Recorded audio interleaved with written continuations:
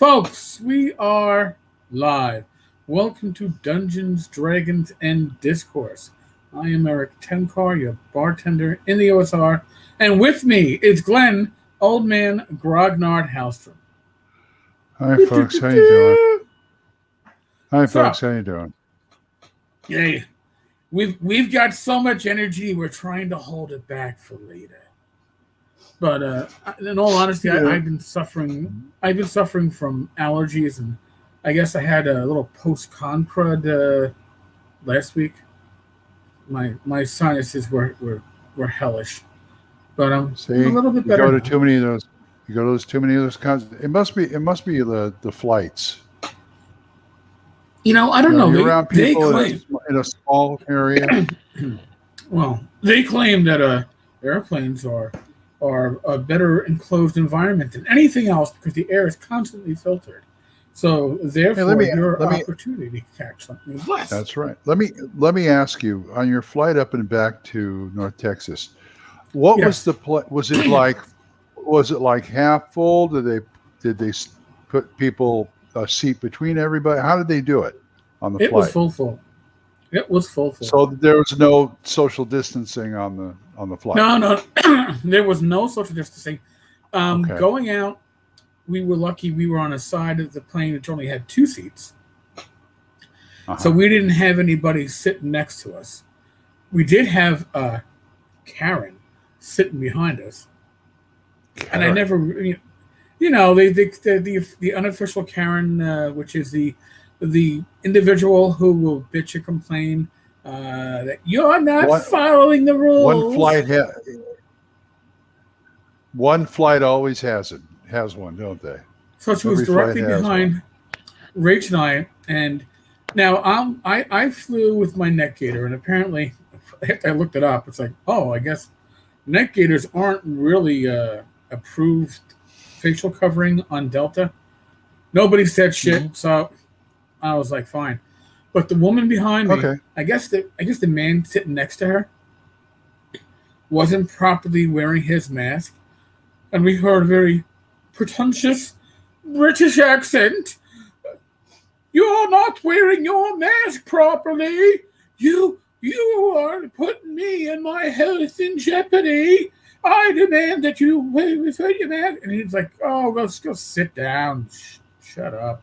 So then, stewardess, this gentleman is not wearing. I was like, oh my God, this did me my whole flight. She told him, the stewardess basically politely told both of them to shut up and sit down. And she didn't want to come back and deal with the crap.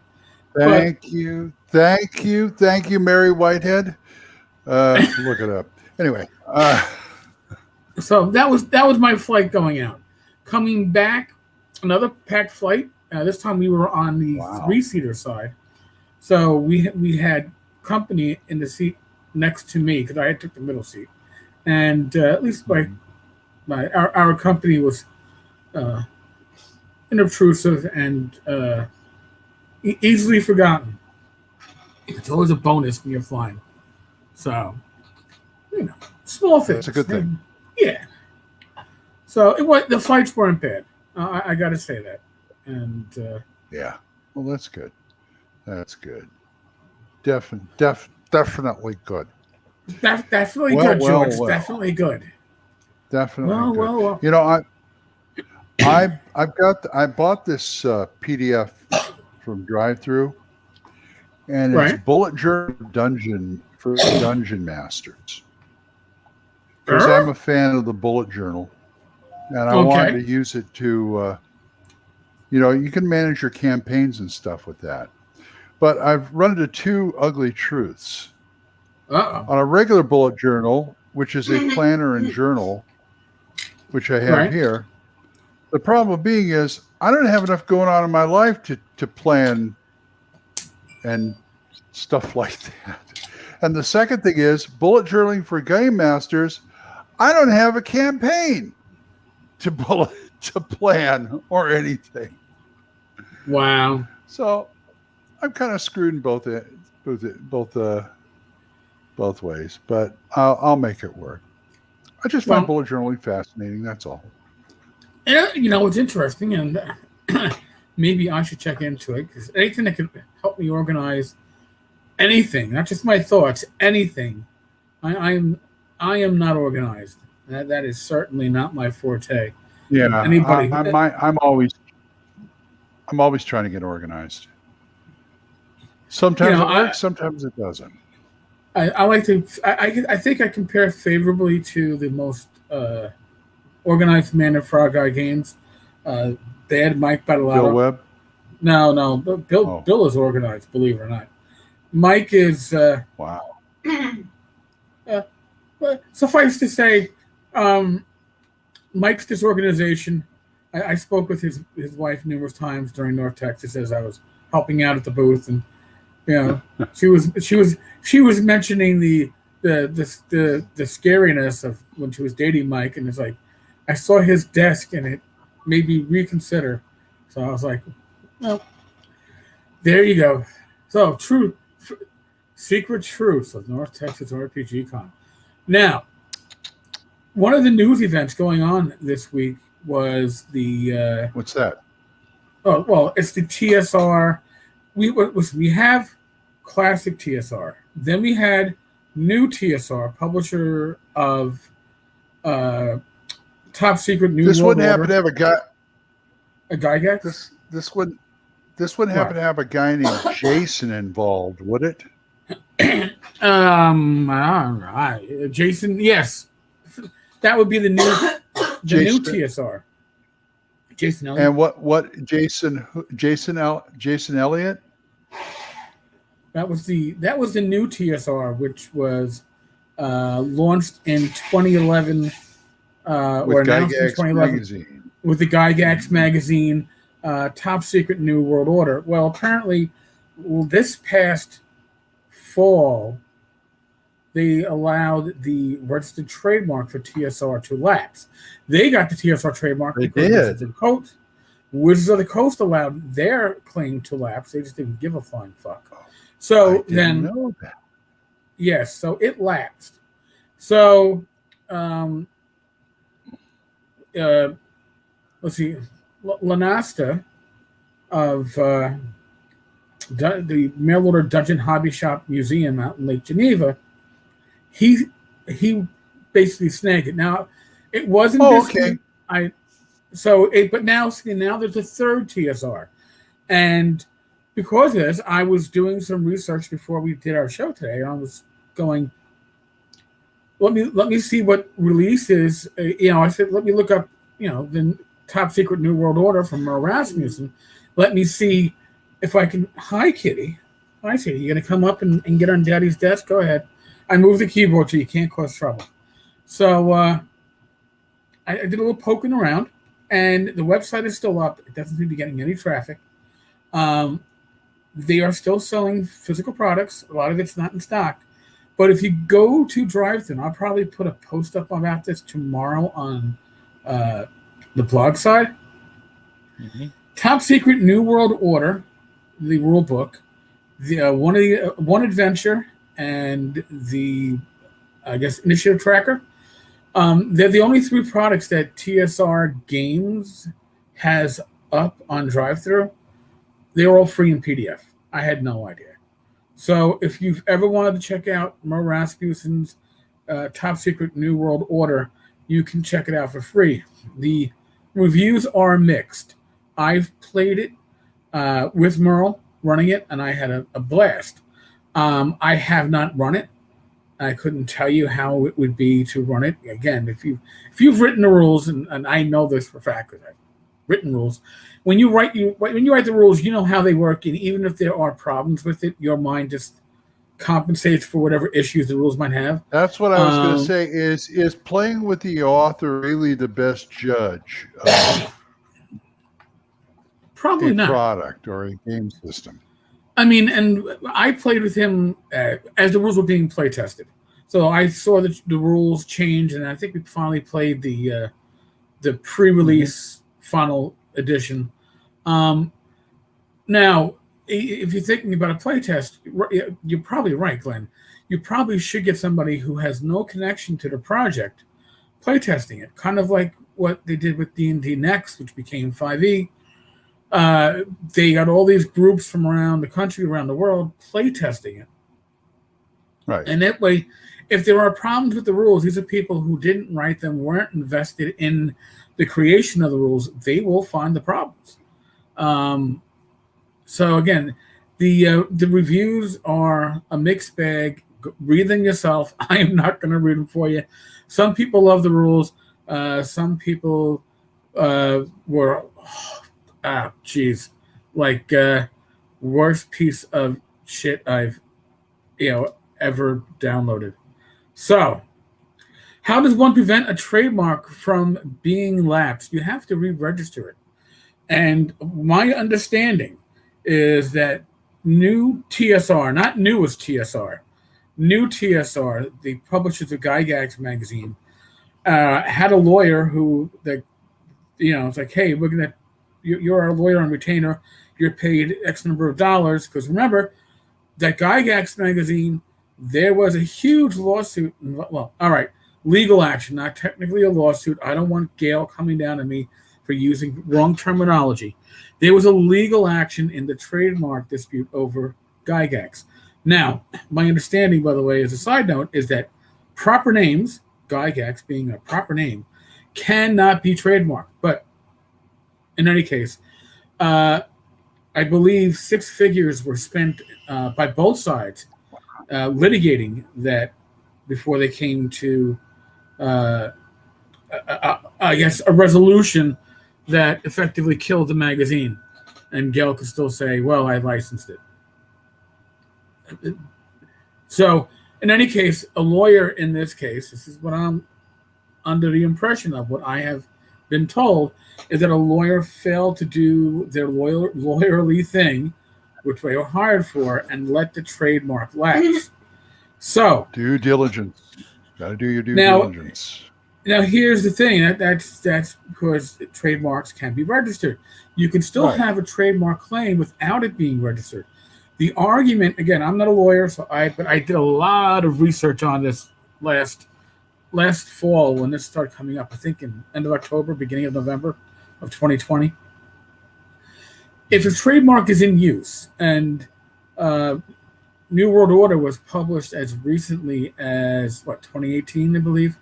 So if a trademark is in use, it's not abandoned, right? So there's issues. Now, TSR, Justin Lanasa, who is the individual for the newest TSR / mail order dungeon, hobby shop, museum, whatever. He initially registered the TSR trademark in Wisconsin, because apparently you can do trademarks within a state, but it only protects you within that state. So I believe that was an attempt to get him some kind of legitimacy when he was fighting or trying to get it under the federal trademark. Very confusing stuff. Wild Die Woodward. What confused me is that we were already talking about this new TSR thing a few weeks ago. I even linked to the new page and logo back on May 13th. So now, and some other stuff with the newest TSR. There were issues and questions regarding the trademark applications that were put in for the original logos that were used by TSR during the classic era, because that artwork, even if the trademark has lapsed, the copyrights have not. I will give credit to the mail order dungeon. They actually commissioned artists to redraw the original art slightly different, to therefore remove any copyright claim on the art from Wizards of the Coast. Now, do I think as a layman that at some point this little tempest in a teapot is going to cause issues with Hasbro? Potentially. I mean, you're still selling. I mean, they were trying to license these visual trademarks to publishers, Like if Glenn and I wanted to publish a new OSR book, we could have published it under a TSR logo, licensing it from the mail order hobby shop or the new TSR. So that, and it looked just like a classic Wizards of the Coast owned logo that they own copyright to. I would have that's a bit close to, a little hairy situation. So the new TSR has been around for a while. They posted about the Dungeon Hobby Shop Museum months ago. Yeah, that's again, but the trademark, the new TSR, again, the issue is going to be, was the trademark actually abandoned? And if it's in use, I don't think it's abandoned. It's going to be, I don't know if it fully played out. I haven't seen any recent records, but they're going full forward with it. Interesting stuff. I mean, they had that, the press release, by the way, was a horribly written piece of shit, which, listen, I'm going to give you my honest opinion. The newest TSR is not a continuation. It's not a return of the original TSR. It's not. Might be a homage. Everybody thinks so. Well, and that is it. And part of that press release says, yes, it's like basically the return of the design team, or the return of TSR. It's not the return of TSR. TSR is what? It's 3 fucking letters. Here's the thing: new TSR publishers of Gygax magazine were wise enough not to try to replicate any of the prior logos of the original TSR, because that probably would have brought undue attention from Wizards of the Coast. For the newest TSR, again, time will tell. And we'll say it was a wise idea to, if you're going to go with the original logos, redoing the artwork was certainly a wise step, because you can't use artwork you don't own copyright to. So that's true. Now, here's another little bit of information that a birdie told me, is that there's been another trademark that's been acquired by the Hobby Shop Museum. Yes. Now, this one is interesting because it is Blackmore. Apparently, Blackmore. Yes. So this is wow. And here's the deal. Wow. So Blackmore, and I don't know how it got trademarked. I don't know if there was a trademark that was already owned that got lapsed, or what the deal is on that. But when I say owned, I mean somebody owned it post TSR's acquisition by Wizards of the Coast, or if it just lapsed like TSR did and nobody claimed it for the last decade. So it has been registered by Justin Lanasa. This is my understanding. It's what I've been told. All right. And it has been offered for a reasonable fee to Arnson's estate to license from him at a less than market value. I don't know how you put market value on Blackmore, but the idea of snagging it so you can license it back to the estate of the creator and say that you're doing them a favor is a little. That sounds shady. Yes. John, I don't know when they withdrew the. Did the new TSR withdraw their logo after you covered their trademark issue? I don't know. It's possible. I know I have been informed and shown some of the images, original versus redrawn. I would say that in my layman's opinion, I'm not the artist. Glenn is the artist. I probably should have shown him some of this stuff prior. Glenn, how close does it? All I've seen is the old logo. All I've seen is the old logo. How close does something have to be to go from homage to duplication? I mean, like you can do. That's a good question. I wish I had an answer for that. But look at like taking the old TSR. The OSR is using basically the old TSR logo and modifying it into OSR, and nobody says boo. Well, yeah, because that's a style. But if you said, but apparently it's changed enough. That's what I'm saying. Right. So I don't know if the change was made prior to my coverage. I don't know. I just know recently I was informed that it's original artwork. I think Jeff Dean and maybe one or two others. Aside from the dungeon, the dungeon layout, that's pretty much the TSR logo there, just changed to OSR. Now the dungeon thing helps because that's another change. Right, but now if you were doing that, I don't think it has to be much. Now, if it was TSR, not OSR, then I think that you could be, then it's like, oh, well, then we're in strange, potentially dangerous categories. Again, I'm an artist, but I'm not a lawyer. So again, I'm going to say the same thing. I'm not a lawyer either. Have I spoken with lawyers and gotten their, I don't want to say professional opinion, their personal opinions on some of this? Yeah, and most of them that I've spoken to, who again prefaced it with, "This is my personal opinion. I'm not speaking in any kind of legal sense or giving you professional advice," is that when you're playing with a big boy like Hasbro, you generally don't want to draw attention to yourself, and you tread lightly. Yes, so it's going to be interesting. Yeah, John Muller, Wizards is still selling parts of the old logo. Yep. Yeah, they are. Oh, that is dicey. So, what is that old Chinese curse when you live in interesting times? It's a very interesting time in gaming right now, and it is. Listen, just to put a new stamp on this, nostalgia, old school gaming is certainly popular.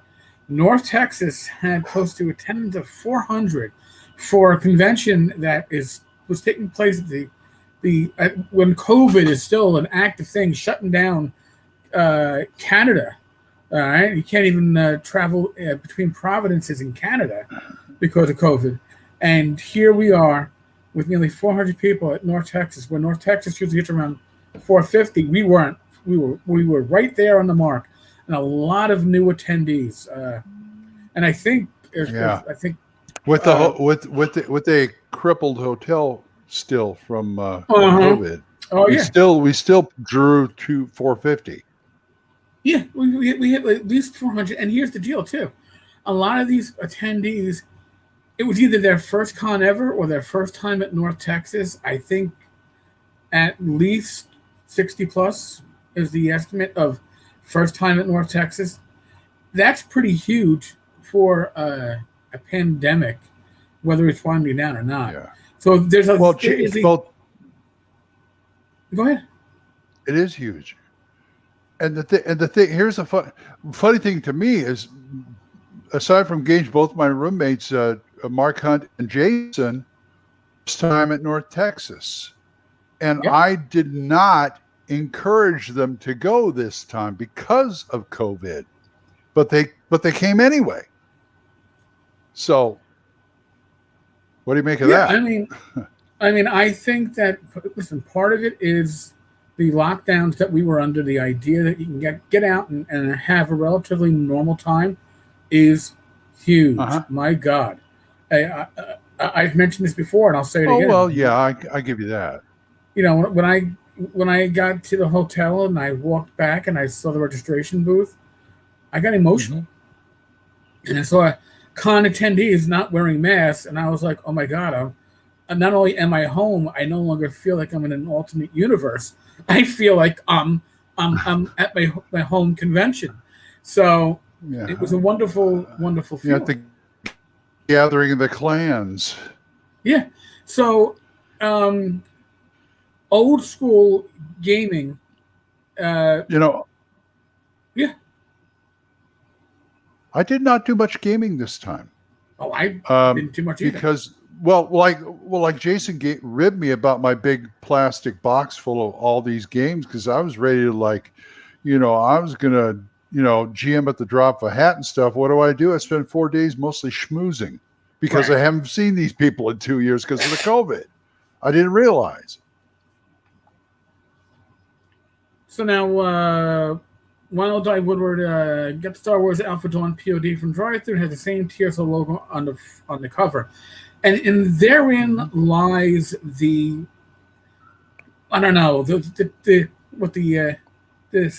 sticky wicket or this is where it gets tricky. New TSR or second generation TSR, or whatever you want to call it, Gygax Magazine TSR didn't try to duplicate any of the logos. They made a logo that was kind of reminiscent in general of a late TSR logo, but it didn't try to replicate it, right? No confusion in the marketplace. That's always an important part. Now, Wizards of the Coast, they could have, I'm sure, if they gave a crap, fought the new TSR over the trademark, but they didn't. They let it go. And why? Because there was no attempt to say we are the original coming back. They didn't say that. They knew that just by calling yourself TSR, you got a lot of the nostalgia. Putting out Gygax magazine, again, aping the visual effect of the old Dragon magazine down to fonts and cover art, and the paper used. It was spot on. If you had put Dragon on that cover, I would have believed the Dragon magazine had been back. So would I. They didn't call it Dragon, right? Because that would have been foolhardy. Yeah. So they called it Gygax, which was its own way foolhardy. So now we're talking about trademarks, visual representations of a trademark that are still copyright by the original copyright owner, Wizards of the Coast, still currently in use by the original copyright owner, Wizards of the Coast. Again, copyright, not trademark, that are now being replicated or reimagined, but still to the untrained, unexpected eye, looking exactly the same as what is currently being used by Wizards of the Coast for their products. Can that potentially be an issue? Yes. Now, here's where it gets a little tricky. Maybe, and I'm just going to talk out of my ass, maybe if you are the individuals or the company that's doing this, maybe you want to poke the bear because it'll get you so much attention that your sales and everything else will shoot through the roof. And maybe that is the goal. I don't know. Or maybe you figure that you're going to be not a big enough target for Wizards of the Coast and Hasbro to care. I don't know about that, and I'm going to tell you why. When I took the Wizards of the Coast survey, the D&D survey that was up earlier in the week, I took it twice, using two different browsers. And my second time, I answered questions that were more 5e related, even looked stuff up to get the screen out questions a bit better. But they asked you, what editions of Dungeons and Dragons do you currently play and run? And they had pictures of Basic Expert, 1E, 2E, 3E, 4E. Oh, I got to take this. I got to take this survey. So here's the thing. I suspect that they do care who's playing their old stuff. And why is that? Because they know that old school gamers tend to be older. All right? 11% of the self-identified D&D players from their survey in 2019 were over 40. That's not a huge amount. But who generally has the most disposable income? Over 40. Okay. Even if you looked at N-World, you would see that there's a difference in those demographics. But even N-World skews very young. Now, we're looking... I think the best way for us to even discuss this, and I'm going to pull something up. I'm not going to pull it up on the screen, but I'm just going to say viewer age for this channel for this YouTube channel. Okay, according to YouTube, I have 0% viewers in the 18 to 24 spot. I have 62.6, nearly 2/3 are 45 to 54. Wow. And nearly 24% are 35 to 44. Now, which age group has the most money to spend? I would say 35 to 54, right? These are the people who have the money to spend. And what are they doing? They're playing the games that they remember from their childhood or their youth, their teenage years, their high school and college years. So that's right. If you're going to market, and again, you don't necessarily want to destroy your own market, but can I see, remember, they've already reissued 1E and 2E. What haven't they reissued? Yes, you can get basic on POD, but can you imagine when D&D hits it's Nirvana when they put out the D&D movie? How about a reissue of the original red box with the original? Remember they reissued the white box as an actual wooden box. Imagine them reissuing the red box. Okay, they don't. Well, they did that for Stranger Things. It was a special edition, but it's the same thing. But it's not that's a homage because it's still the 5e rules. They had. Yeah, I know, but right. I remember when they put out the original red book. Yeah, go ahead. Yeah, you're right. So I think the questions that have been asked on this survey leads one to say that they still understand that the older editions are potentially marketable. Now, if you play using Fantasy Grounds as your VTT, there is an official, licensed by and supported AD&D 2nd edition rule set with adventures, classic adventures that you can get to download and plug into Fantasy Grounds. That's huge. That's a recognition of old school gaming by a publisher saying, yes, this game that's been out of print for 20 years is still worth us making money off of. Think about that, folks. It's still worth them to make money off a game that's out of print for 20 years. So yes, we are still a viable market, and I think Wizards is going to try to find a way to market us when they put out their new VTT, which some people got questions about on the survey. I never got that. I want to make sure it doesn't kill the VTTs that are already out there, namely Roll20 and Owlbear Rodeo. I think Owlbear Rodeo is going to be fine because it's a free rule. It's a free VTT. I don't think that's going to have an issue. I think that Roll20 over half their business is from 5e players. So here's a question to think about. The founder of D&D, was it Beyond D&D? I keep saying, is it or D&D Beyond? D&D Beyond. The founder of D&D Beyond, along with a lot of the original executives, left early this year to go on to other projects. So when rats flee a ship, they usually flee before it sinks. So does that mean? And listen, if they're going to put together a VTT, they're going to put together a VTT that integrates with something like D&D Beyond. D&D Beyond is not owned by Wizards of the Coast. D&D Beyond is a licensee. Here's the thing with licenses. Yes, you make money as the publisher of it, but you're not making all the money. You're giving away money to somebody else for using your IP. And Wizards of the Coast is going to want to do this VTT. I can guarantee you it's going to be a basic version that's free or low monthly, and it's going to have a paid version.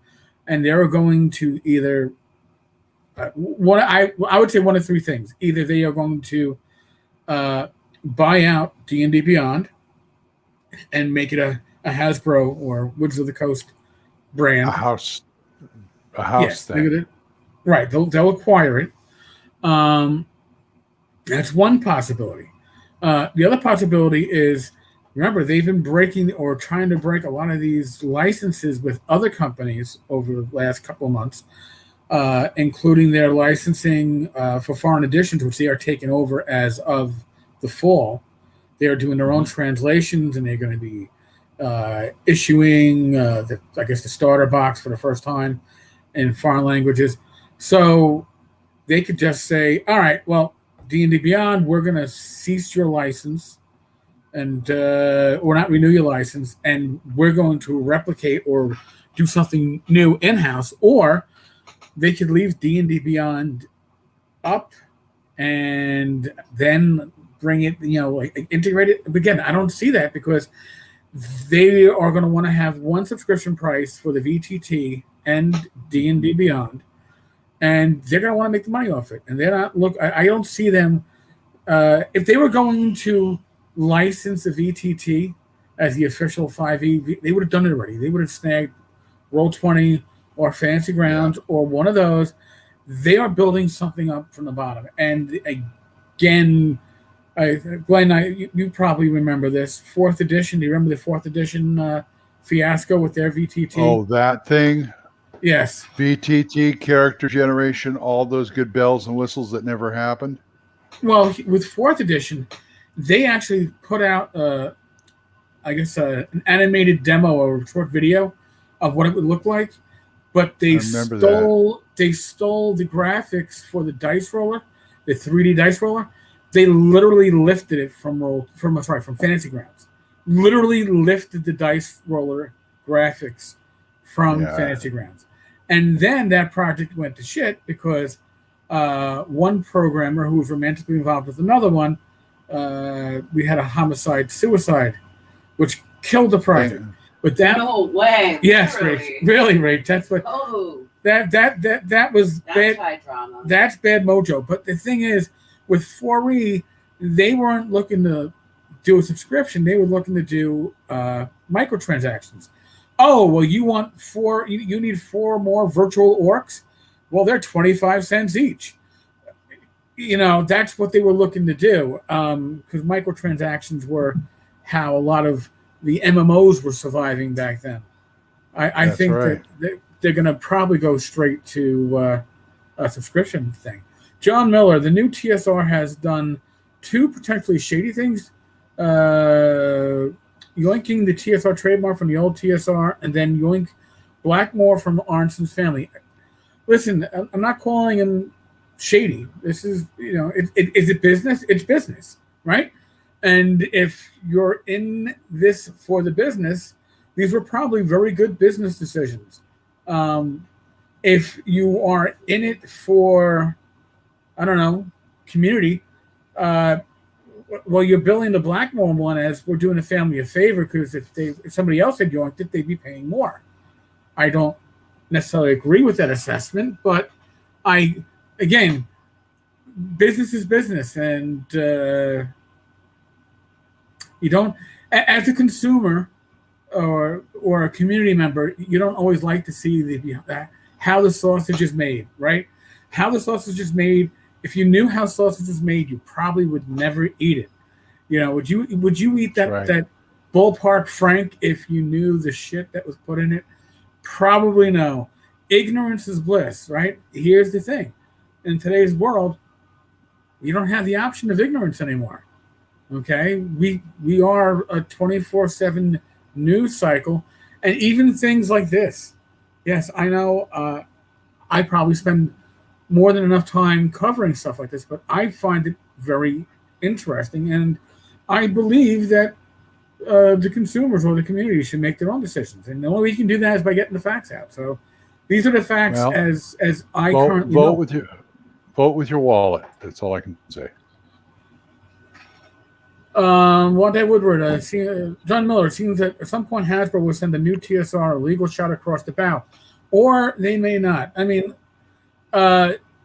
there are, if even before the logos were secured or the trademark was secured federally, the state trademark was held, and they were already printing or making numerous tchotchkes, coasters and keychains and whatever with the various logos that you could pick up when you go to the hobby shop dungeon. Again, Right. it depends on how big a player you are in this.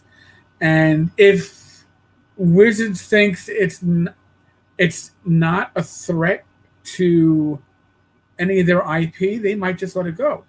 But if they say, wait a second, there's going to be confusion in the marketplace, right? Because we're still selling product with the original TSR logos on it, and you've replicated these TSR logos. And by the way, I don't see it going away anytime soon.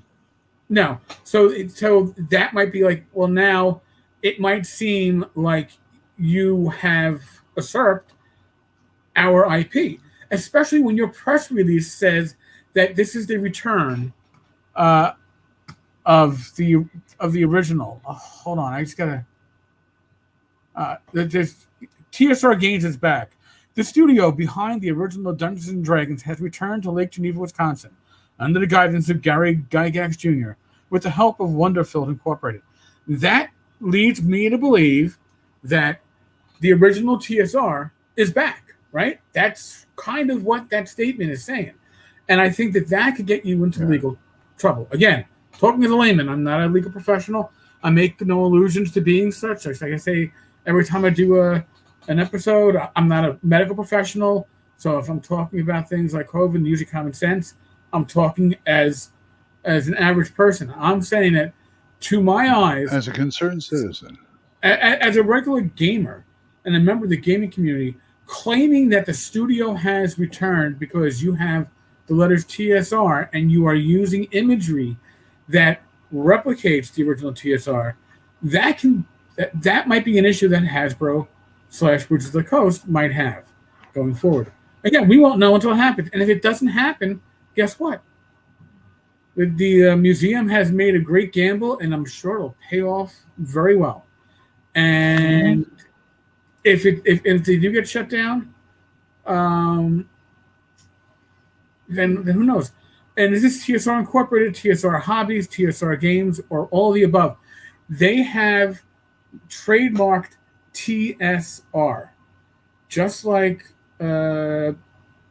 TSR Games. I think that's the official name of the second iteration of TSR or a new TSR.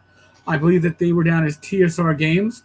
So I don't know what they're considering themselves now. Maybe it's in a press release. Let me go back for this press release for a second. TSR Games is back. TSR Studies Rules. TSR was founded in 1973 by E. Gary Gygax and Don Kay. Originally formed in 2020, TSR Games is officially back and under the leadership of E. Gary Gygax Jr. Again, that makes one believe that this is illegal, right? This is the inheritor of the original TSR, and that is not true, unless Hasbro apparently has sold it. So it's, and again, I don't put the blame on this on Lanasa or on Ernie, because their statements in this press release are pretty much, fluffy but non-committal.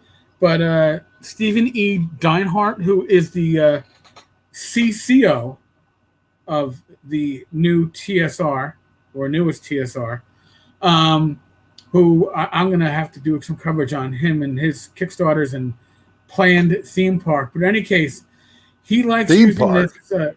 Yes. Oh, God, I didn't tell you about the theme park. In any case, he uses PR.com for all his official public relations announcements, and that's where you can find this. And he has an issue, like on his Kickstarter for a game he did with James Ward. He shows a picture for a game that, by the way, isn't D20 based and isn't based on any of the original material or even a homage to it, but he still shows a picture of original D&D with the original Gods, Demigods, and Heroes book that James worked on the Kickstarter page to make you seem like, oh, it's got a direct link to this. It doesn't. So Deinhardt is the one that definitely put this together. And just so you all know, there's many chiefs, and I guess what's the saying? Too many chiefs and no Indians. The team includes Justin Lanasa, CEO, Jeff R. Leeson, COO, Stephen E. Deinhardt, CCO, and apparently that's a Chief Compliance Officer, and Ernest G. Gygax Jr., Executive Vice President. So, I don't know who's actually, that's your team. You got 3 chiefs and an Executive Vice President. That's a lot of chiefs. That is a lot of chiefs. So, all right. So, the new TSR is calling itself TSR Games, at least on their Facebook page. Okay. And, all right. So, TSRgames.com is TSR Inc., TSR Incorporated. That is the Gygax magazine / New World Order of Top Secret version. That website is up if you go to tsrgames.com. So, and again, they never actually abandoned the trademark because it's still in use. So I don't know how that plays. I'm not a lawyer. God only knows. It's multiple bags of shite. Has anyone here back sounds like it. The new TSR Kickstarter? The science fantasy setting does seem fun, and the Elmore art is nice. Very well put together so far. Well, yeah. Now so Deinhardt did a prior project, like I said, with James Ward, and one of his press releases, he brags about how it's 3,000% funded with 6 days to go. And here's the kicker. The funding goal was $100. So to be 3,000% funded means that you raised $3,000. That's, not a huge amount and nothing to brag about. That's how the math works. Again, so I think we found somebody in Deinhardt that is certainly an individual that believes truth is like taffy, and we will see how far it gets stretched. But I personally think claiming that you are the original TSR, which is what they're saying in this press release, could get them into some kind of issue with Wizards of the Coast. Or maybe they're too small for anybody to give a shit. The logo is different from the old. Yes, the new one that they're showing it, but they are selling. They've registered, Timothy. They have registered or attempted to register all of the old graphical trademarks. The old Wizard, the old what is it? The Lizard Man, the Man in the Moon one, and then they. I believe after they filed these trademark applications, they then had new artwork commissioned because the original artwork is still copyright Wizards of the Coast. Right. Now, there's apparently something, and I can't confirm this, but apparently only one of the artists from the original artwork is still alive. I believe that is the artist that did the original Lizard Man logo. And supposedly they were going to use that logo and would have reimbursed him. But now they're not going to reimburse him because they've just reimagined his Lizard Man logo. It's confusing the shit out of me. And I am getting... Listen, it's not like anybody at the newest TSR is reaching out to me and saying, hey, this is what's going on. I get either what I can find that's publicly available or stuff that I get forwarded from people who are a bit more wired in the know, which I appreciate that. folks, when you do have information like that, you can find me on Facebook. I'm the only Eric Tenkar there. And you can email me. Bless you, Rich. You can email me at tenkarstavern@gmail.com. I appreciate it all. Listen, we're having conversations like this because people in the community have reached out and given us information and pointed me in directions. Even my initial investigations about the Gygax Memorial Fund was because somebody in the community said, hey, here's some inside information, here's some inside baseball on what's going on. If you dig further, I suspect you're going to find stuff that's going to be very newsworthy. And that's what I did. By the way, the Gygax Memorial Fund is not newsworthy right now. They haven't filed taxes since 2018. Right. Yes, Glenn. Oh, no, I was agreeing with you. Now, we get off Tim, on another tangent here. Yeah, Tim, I guess we're talking about the new TSR, not the newest TSR. So, they're Wild Die. They're implying they're going to somehow integrate with that fantasy theme park, Evermore, in Utah. Again, I didn't know they had another theme park going on somewhere.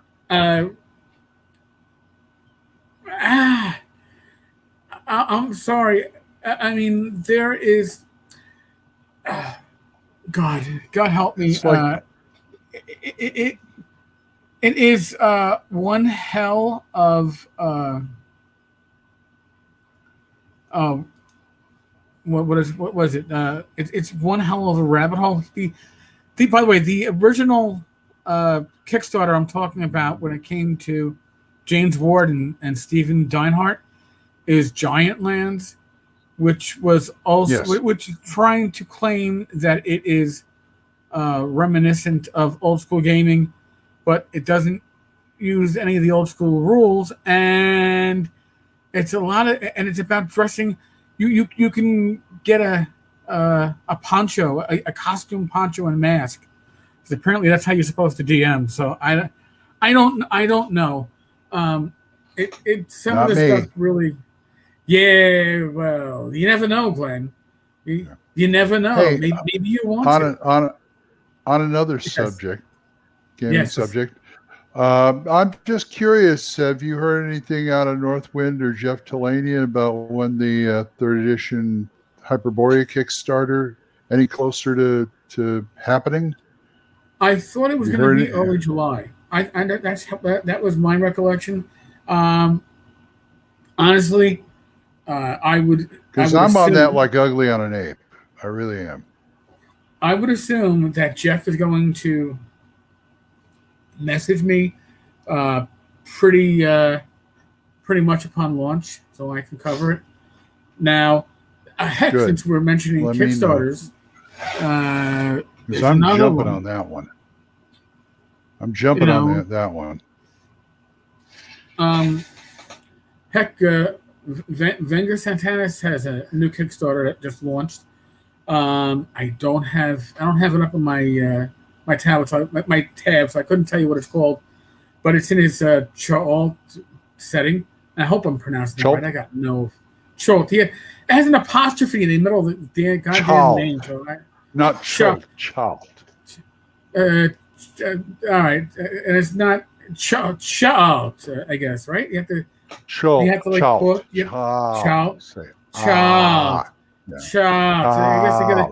guess you got to be a Southerner to get that one right. I'm not a Southerner, but in any case, they know. It launched today. I think it already funded today. Last I checked, it was doing pretty well.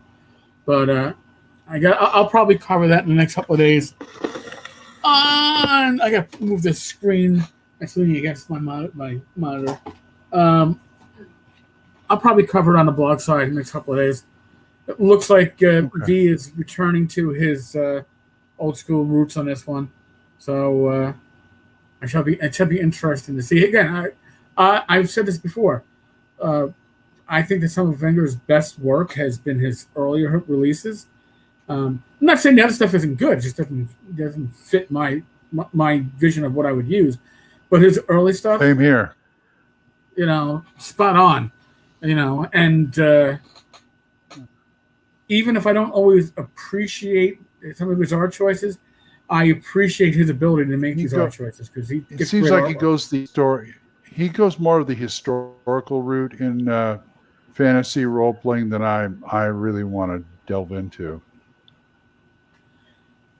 John Miller, but just think of all the ponchos. Oh Jesus!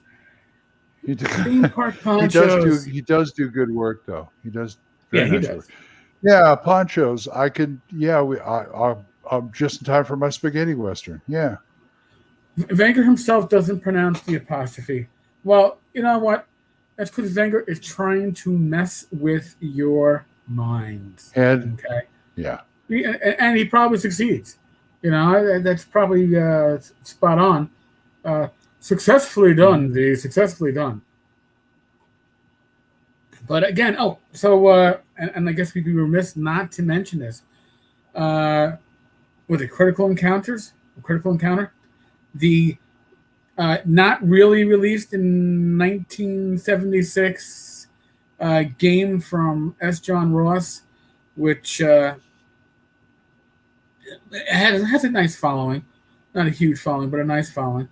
It was up after Rice. This went up for sale and was sold. V reached out to John Ross and was pretty much like, "Hey, I guess is there a fire sale going on? Because I would be interested in Critical Encounter or Counter Critical." And I guess he made the proper pitch, made the proper offer. And V will now be the owner of the IP, the trademark, and publisher of future Encounter Critical stuff. So he plans on kickstarting it after this current Kickstarter, funds. So that'll be interesting. And again, Encounter Critical to me reminds me of what would happen if you took like Star Frontiers and basic D&D and combined the two and decided just to keep the crunchiest parts. So it's an amalgamation of things that make me scratch my head, but I still see a lot of potential to it. So if we can clean that up, I think that you'd have a very old school feeling science fiction game that has history to it. So I would like to see an Honest to God second edition to Encounter Critical. So. Hey, I'm not going to switch gears here, but I'm going to shift it into a different gear. You're shifting. I don't remember. See, I hate manual transmissions, man. Hey, I can rock a clutch. I really can rock a clutch. Listen, the last time I drove a manual transmission was back in 1998, and we arrested somebody. My Volkswagen Beetle. We arrested somebody, and it was manual. And I was like, yeah, I'll drive it back. And we're walking the guy to our patrol car. He's like, does that officer know how to drive manual? And as he says that, I really shook the car as I put it in the drive. And my partner was like, well, no, he's learning right now. So, yeah, I'm sure not man. No, I'll stick with my automatic. You're making me forget what I was going to say. Oh, I don't know. Or after dark. Oh, I remember. Yeah, just a little fallout from North Texas. Did we say last time what kind of loot we got at the con? I don't know. We can discuss the loot. Yeah. Oh, damn. All right. What did you? I'll show you mine. You show me yours. I'll show you mine. Well, I can't pull my loot out, but this is a family show. But no, go ahead. Talk about it. Yeah. See, I got that box. I put it in for the cars. I ran out of room in my other box, and I still haven't unpacked them because I have no room. So, what did you get? By the way, your frog is showing. Oh no, my frog is showing. Sorry, I didn't want to show my frog. Look, everybody's wearing a Frog God t-shirt. Look. Look, everybody, look at that. Yeah. But I was just curious to see what you picked up at North Texas. Well, here's the deal. Who can we plug, basically? All right. So somebody gave me a copy of oh God, why can't I remember the name of it? It's the Kickstarter that revealed my shipping information. The 2E. Oh, you really want I'm to having a plug senior that? moment. It's the 2E. Well, here's the deal. Somebody gave me a signed copy. It's like, oh, signed of the player's handbook, and I can picture the cover, and I'm having a mental issue, a Myth and Magic. It's a signed copy. Yeah. So it's a signed copy, and I was like, wow. I go, well, no, I really wanted to give this to you. I was like, all right, well, thank you. I really appreciate it. So I now have a copy of Myth and of course, that would be my son calling Rach on her cell phone, and of course she's nowhere near her cell phone. Of course. So we get the musical interlude. So we're getting into another segment with that. Yes, but what actually, kind of loot did we get? I didn't buy much. Now I do have something that we're going to do beginning of July. I bought one of everything that was on the new Big Dragon table at North Texas. You did? Yes. And with the help of Chris Dodgill, the frugal GM, and the purveyor of alcohol of the whiskey tasting at North Texas, I'll be doing a giveaway. It's funny you should mention that because I love new Big Dragon games. Yes. Richard LeBlanc puts out some great stuff. And I picked up these three Monster at books. The convention. Yep. The three volume Creature Compendium. And he's turning into the king. He didn't, I paid for those, but he was going to give me some. But I never get to review his stuff because every time he hands it to me, he said, "Don't review this yet." Right. He handed me 50 Fiends 2 years ago. Yeah. He handed me 50 Fiends 2 years ago. He said, "This is a beta. Don't review it yet." I have yet to review it. He hasn't given me the okay. He said the same thing on these. Don't review them yet. I got more. I got another one coming out. Okay. Well, whatever. Weeby, or is it Weebo, gave me the 3 copies and said, Rich wants you to have these. I went, oh boy. And I was like, and so then of course Chris was like, hey, it would be a great idea for a tavern giveaway. Give away one of everything on this table. I'm like, well, I can't go home with that. So Chris was like, well, I drove here. Well, if you drove here, then I can spend $124 funding a giveaway at the tavern. So that'll be coming up later. So now there is one thing, and this is awesome. And an unknown individual, because Bad Mike doesn't know who it was, approached Bad Mike and said, hey, I have something I want you to ship to Tenkar. So Mike shipped me a box, sight unseen.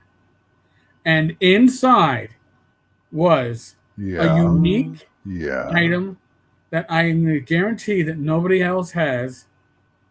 What's that? It's one of it. So you remember the hand and eye of Vecna that they were selling as a collectible prop kind of deal? Yes. Okay. Somebody made me a ceramic hand and eye of Vecna. Holy crap! Wow. And I would show it. Actually, I probably could show it if I can find the damn picture, which should be already. I took it on my phone. Here's the issue. After I took the picture, and I went to lift it off the stone tabletop, the granite tabletop. Oh, why did that not show up right? After I went to lift it, the one finger fell off. So I was like, broke. It must have had a small crack in shipping. Time for the super glue.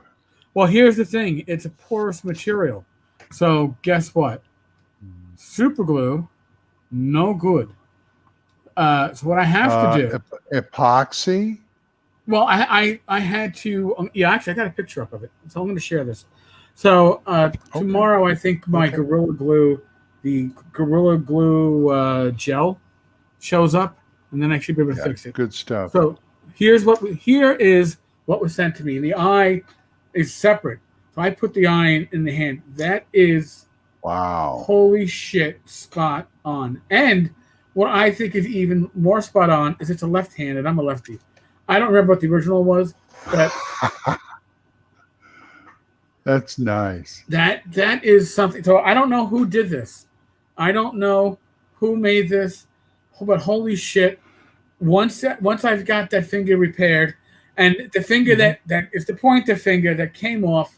Once I get that finger repaired, I am going to display this in a proper place. And even Rachel's like, "Holy shit, that's really, really cool and well done." And I didn't realize how great a picture came out on that until I put it up on the screen just now. And yeah, so that would have to be the best loot that I got from North Texas. And wow, all that stuff I got, I can't beat that. Yeah, no, that came this week. And I was just like, what the heck is it? It's a good thing I didn't shake the box. Although I'm sure the Postal Service shook it well enough otherwise. But yeah, holy shit, spot on. Nice. So yeah. I'm trying to think what else. You know what? There were things that I wanted to get, and a lot of the times I'd be like, I can probably order it from their website and not have to take it back with me on my carry-on. Well, yeah, you're flying. I was driving, so I can get more stuff. I know. Oh, that's me at TotalCon. Me at TotalCon or ShireCon. It's like I'll buy whatever because I drove. You know. There you go. And that was. Hey, switch me back. Exactly that to me. Switch you back. Oh yeah. Sorry, switch us they both would. Back. They would do that to you. There we go. Hey, there we are. That's okay. And once again, I have to plug my friend Mark Hunt. He gave me a signed copy of Tall Tales, the Western BX role-playing game, and The Front, the World War II BX role-playing game. Nice. Which is available on Drive-Thru RPG. This is a. I mean, my God, this is a really nice book. I mean, you know, and it's only what, like 96 pages, and it's a hardbound. He went all out with the stuff he brought. I mean, his only regret was he didn't bring enough. So really, anyway. Well, yeah, maybe next year he can arrange with Blackblade to have some of the stuff sold there. That I think so. He says next time I'm going to be. He said he brought like what was it at Gary Con? Was it Gary Con or last con he went to? He brought 60 copies of Gangbusters BX. He said it never it didn't they didn't last an hour there. All 60 now, did he have a booth or he was just selling out of his trunk? Yeah. No, I mean, no. He said. I think he was going to put him on a table on one of the vendors' table. Right. But he said he didn't even make it to the vendor. Wow. He said they were all gone. Everybody, and it was so funny. He thought Jason thought that it's like he thought that Mark was like his own personal vendor booth or something. Everything he pulled out of his luggage, he kept going, "What do you want for that? What do you want for that? What do you want for that?" It's like, damn, Jason, give him a chance to get unpacked, would you? Also got this one. This is a nice little mega dungeon from what I've read so far. Gunderholt. I used to see this on Drive-Thru. Uh-oh. We have a frozen Glen. We will give Glen a few seconds. All right. So Glen may drop or he may refresh. But yeah, I saw a lot of stuff at North Texas. I saw a lot of stuff that I almost bought a series of zines. And I never pulled the trigger. I says, I gotta get still talking. There we are. There we go. Glen is back. Oh, and this completes my collection. This is the Monster Alphabet. This is the gold foil edition. I've got the Dungeon Alphabet. But well, yeah, $24.99 on Lulu for Tall Tales. I don't think it's all that pricey considering it's a hardback. But to each his own. I mean, that's. I go to North Texas with the Bucks, so which I don't do anywhere else. I mean, my game store hates me because I don't spend anything there. But I try not to go to North Texas with the Bucks. Because here's the thing: usually, what happens with me is that I'll see it. I'll look at the vendor tables, and unless it's stuff like there was some stuff at Bad Mike's table that I looked at and I went, "Ooh, I don't have that," and that looks. It's like good. And then Rachel's like, do you want it? And I already know when she says that, she's already shopping for my birthday stuff. And I don't, a gaming book that I'll leaf through once and put on my shelf is not something I want her spending her money on. But if it's a new release, a lot of times of the mindset of I'll just get it when I get home. Now, what I do regret is Chris Clark's booth. There was stuff that I was thinking about getting that I did not pull the trigger on. I would walk by the stuff and go, "Oh, this looks good," and I didn't pull the trigger on it. And I was like, "Son of a!" Now I can't say that about the Black Blade booth because anything I would have pulled the trigger on, the one I picked up like 3 issues of the zine, I had them in my hand, and I put them back down, saying, "Maybe later." It's a good thing because I forgot that right before the con, I had ordered 6 consecutive issues of the zine, and they showed up like 3 days after I got back from the con.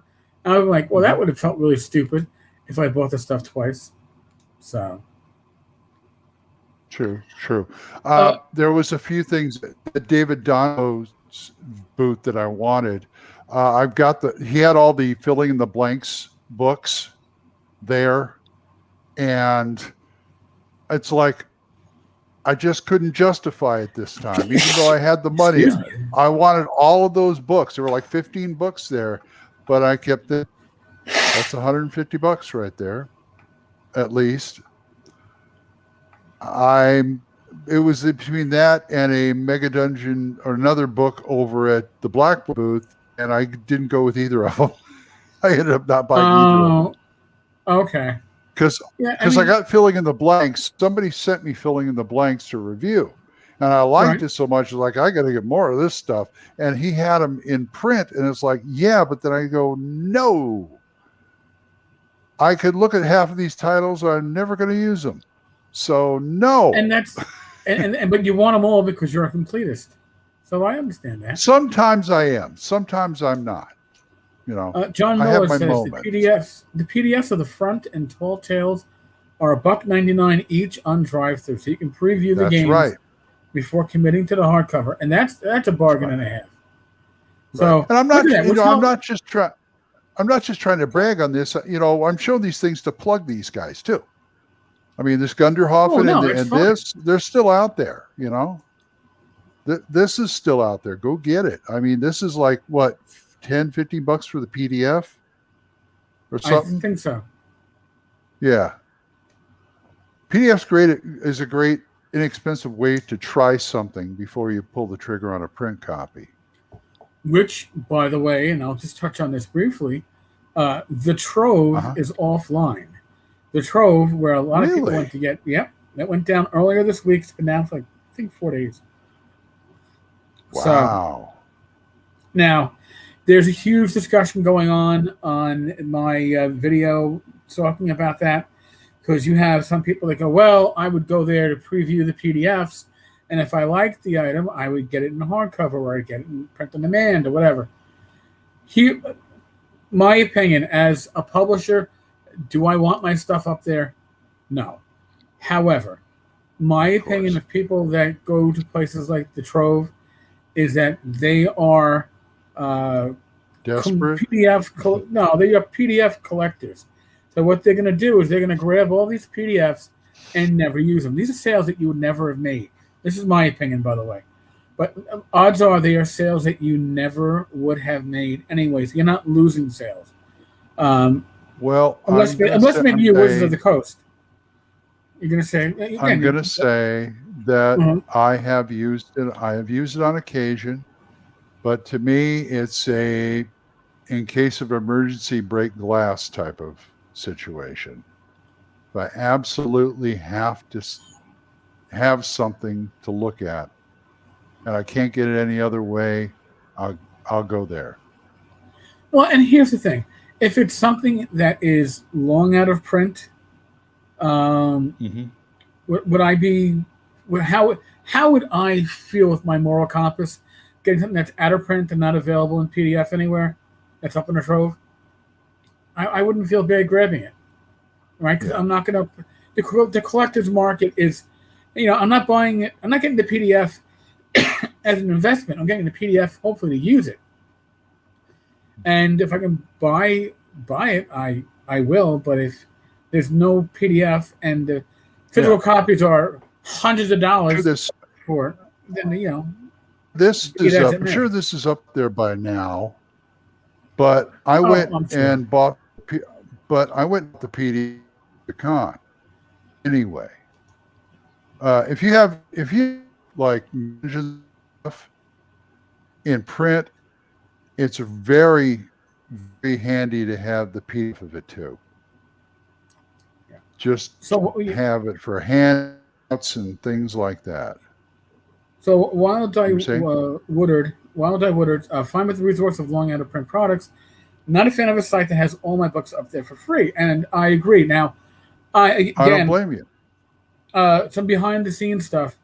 I was told by one individual that the server was located in Iceland and that an IP lawyer was finally sicked on the server host because of the hosting. Again, it's a UE country, right?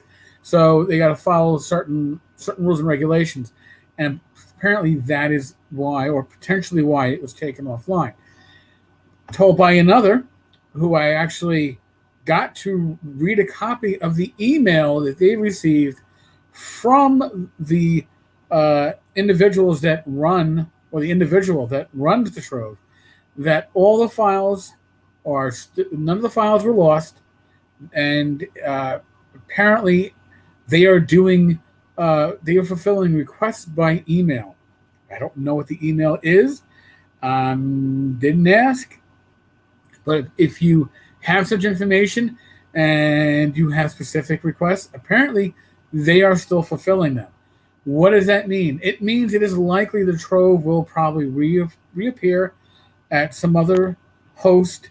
Obviously, this time not in Iceland. Who knows where? Afghanistan, Russia. On the moon or something. I don't know. Well, who knows? So hey, Pirate Bay came back too. So, hey, Mark Hunt is in the audience. He's in the house.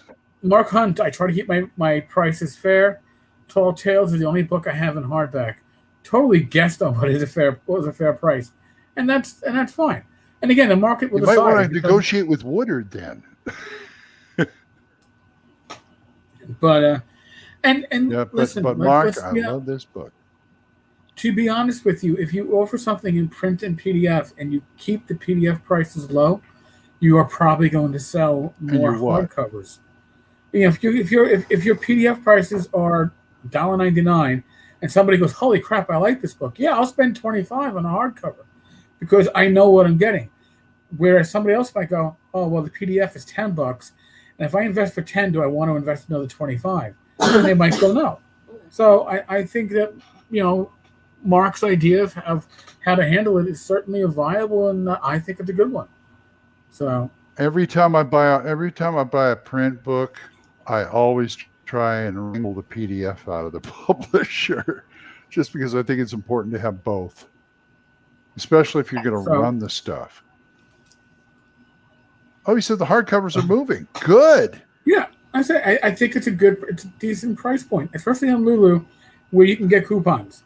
Right, so if you get your coupon, and they're not as frequent as they used to be, but if you get your Lulu coupon, 20 or 30% off, you're bringing that price down to $20 or $18.75, whatever it is, and I wait till here's how I work Lulu. I put something in my cart and then go away for about an hour and a half. Then I'll find a discount. I'll find a discount coupon in my email. Did you forget about this? Well, we'll give you a 15% or 10%. I'm just looking to cover the shipping. Right. I figure whatever discount they give me will cover the shipping. So that's a valid way. It's a win-win. That's a good thought. Yeah. So Glenn, Glenn, I got an assignment for you. Remind me, if I don't do it, to put up a post covering both the New World Order and Mark's releases as free and low-priced RPGs that people can acquire, because that should be covered. I'd like to do it tomorrow or Sunday. Well, I don't do Sunday. It's right. Chris Stogel I'll have to do it tomorrow. So if I don't do it, just come along and yell at me on Facebook and just say, "Okay, what are you doing?" But I'm sure you're. Dude, I'm sure I'll remember. Mark, I failed to post last Saturday, and I failed to post, I think, yesterday. Wow. I failed to post yesterday. So that's two failures in less than 7 days. I haven't done that, I think, in like over 10 years. So, why did I? It's been 2 years. It's been 2 years. It's been 2 years, and I still do put up a podcast every day. There are nights when it's 10:30, 11 o'clock. No, I can't go to bed yet. I got to put the episode up. Time to make the podcast. The podcast. Yeah. But there's been times also I say, especially when like Anchor's acting up and I can't upload, I just go, to hell with it, I'm going to bed. I'll do it in the morning. That kind of thing. And I always record a podcast every day unless I'm out like at North Texas or somewhere else on vacation or something. Even then, I try to record some stuff while I'm gone. Right. Which I didn't do this time. Glenn, how could you not do it? How could you fail in your basic There's actually people who depend on my daily podcast. That still blows my mind.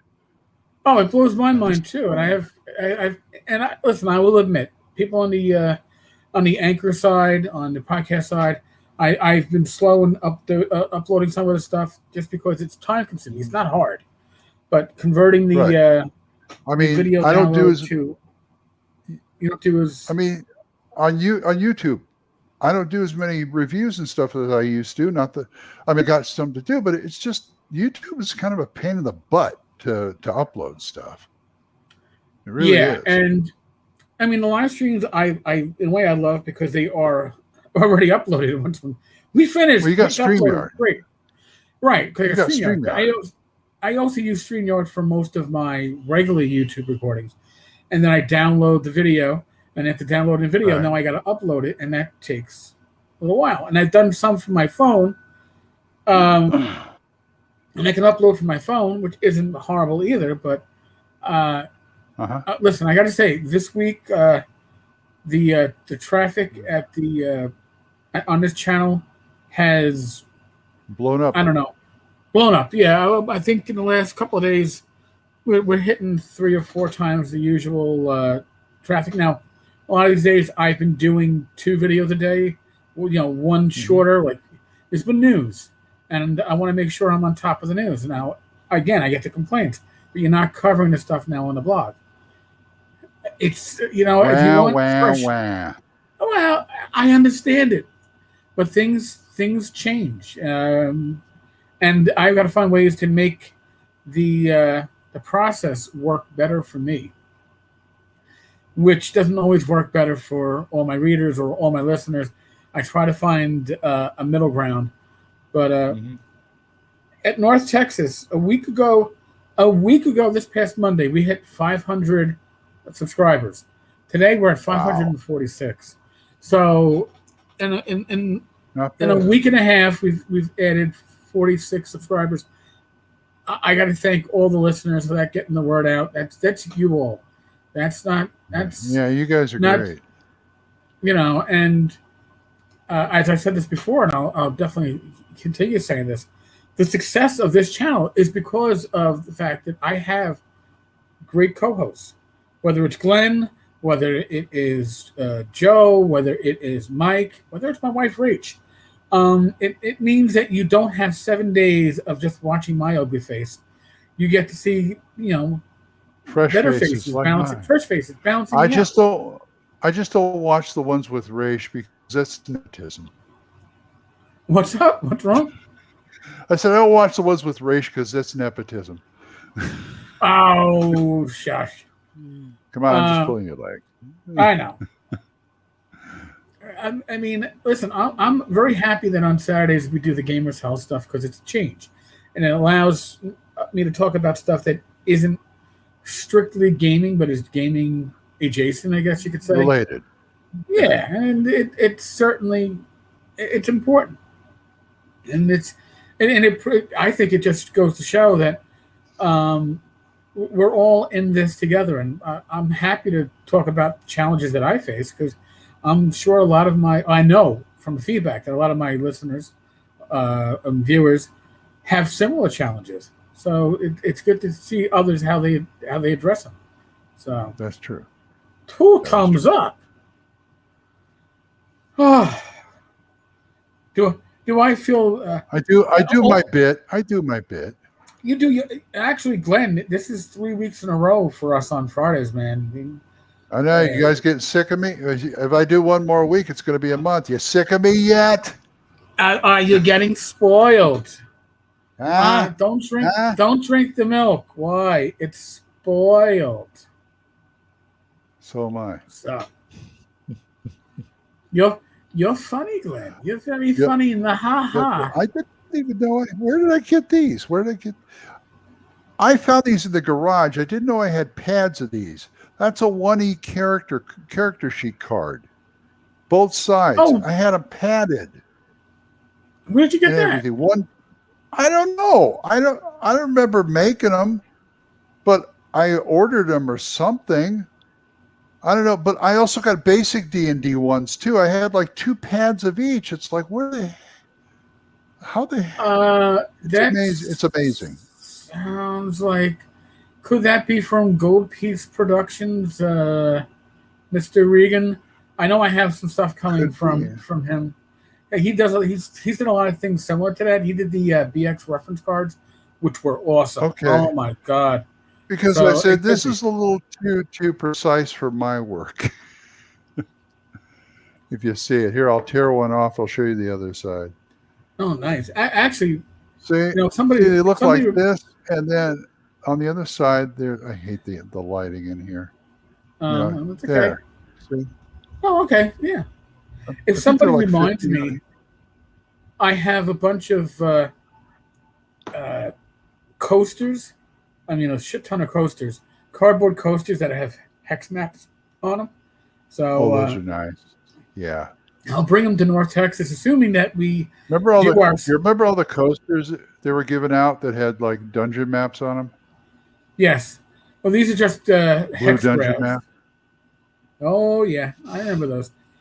So if folks remind me, I believe at this rate we'll hit 1,000 subscribers before the end of the year, which will mean that I'll have to sponsor a room at North Texas, which will be the unofficial Tenkar's Tavern. Tavern. We will stock it with. The co-hosts do all the work. The co-hosts do all the work, and he gets all the gravy. I get all the gravy.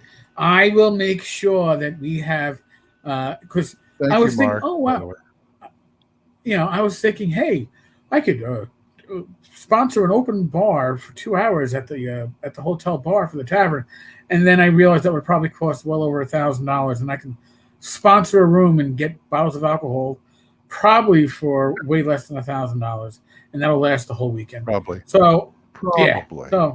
So I think that's probably the better option. What do you guys think, with or without my glasses? Let me see. You see my blue eyes, Bitter. I don't have blue eyes. I've got shit brown eyes. So my blue eyes, but I gotta wear these all the time now. It seems like. Anyway, we're reaching. We probably should go. Well, I think we've hit the we've hit the Hit the wall. We've hit the hour and a half mark, 90 minutes, which is usually hit the 90-minute wall. So, folks, for those that are interested, I am going to probably do, was it a wonder-filled, the Deinhardt's company. I'm going to try to do an episode on some of his press releases and covering some of that stuff, because there's a bit of a rabbit hole going there. So that might be tomorrow before we do Gamers Health. So there might be a bonus episode tomorrow. By the way, Biggest Geekus wants us back on. Oh, well, we were never actually. Were we ever on their side? They joined us. I don't think separately. You were on there. I was on there separately. I'm just saying they say we ought to get together again. We should. It's a good here or on theirs. I don't know. Either way, I am happy to expose myself. I mean, get more exposure for myself. Randy's always calling me with voicemails, and that's okay because I love him. He's got some really good thoughts. So, folks, Randy, yes. Yes. Yeah, go ahead. Go ahead. I was going to say, Randy, D8 hit die for monsters. Period. Unless you want to change the extremes, like you don't want to get the ones, you don't want to get the 8s. D6 plus 1 gives you the same average, but it kind of crunches it in a little bit. That's just D8. me. Oh well, you were saying. What about voicemails? 347-509-5168. 347-509-5168. And 5168 is because that was my last shield number, my sergeant's shield badge for some other people.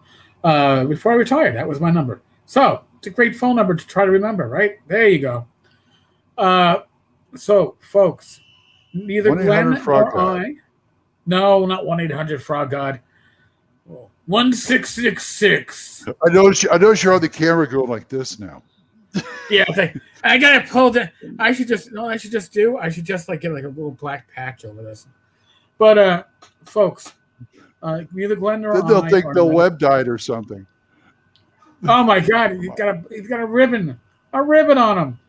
Neither Glenn nor I are medical professionals. We make no claims to be so. However, we do ask, at least I ask, and I'm sure Glenn does too, to use your common sense when it comes to not just COVID, actually, but your health. That's right. And because you can't help others if you yourself are not in good health. So keep yourself healthy so you can help out others.